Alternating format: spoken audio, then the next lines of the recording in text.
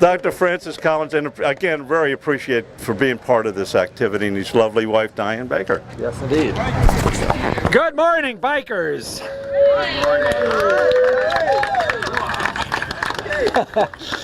It's great to see you all out here. You look great. And could we have had a more beautiful morning for biking to work? I don't think so.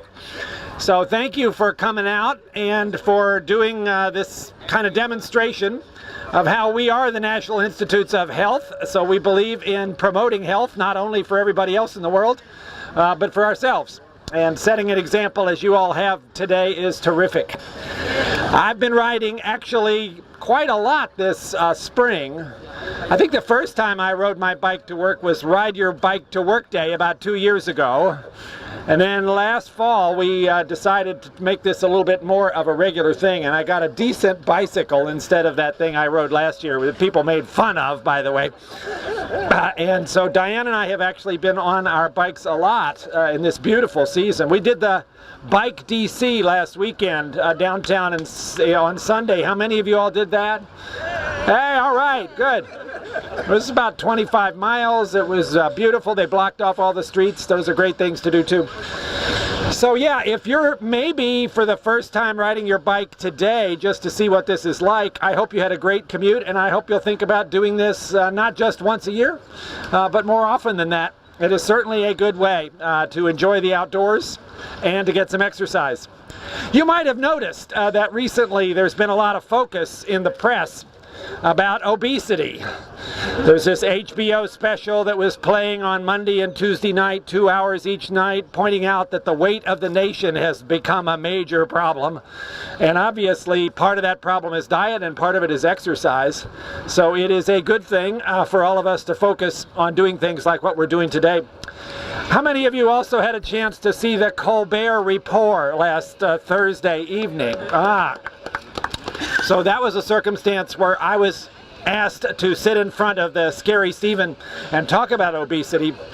And I don't know how many people noticed any of the words, but I got a lot of comments about the prop that was brought to that show. Diane, can you unveil the prop?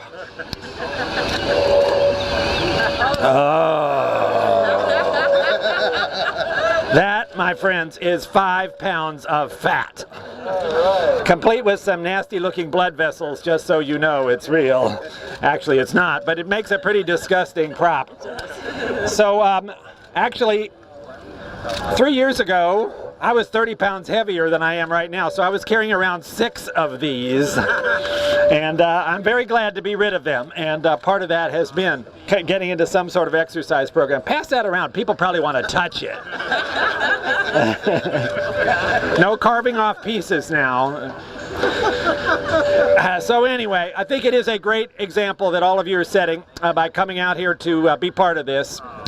And it's also, I would say, just in conclusion, a great moment to think about science. When you're riding your bike, I ride 4 miles back and forth to Chevy Chase, and I have great thoughts all the way along the way.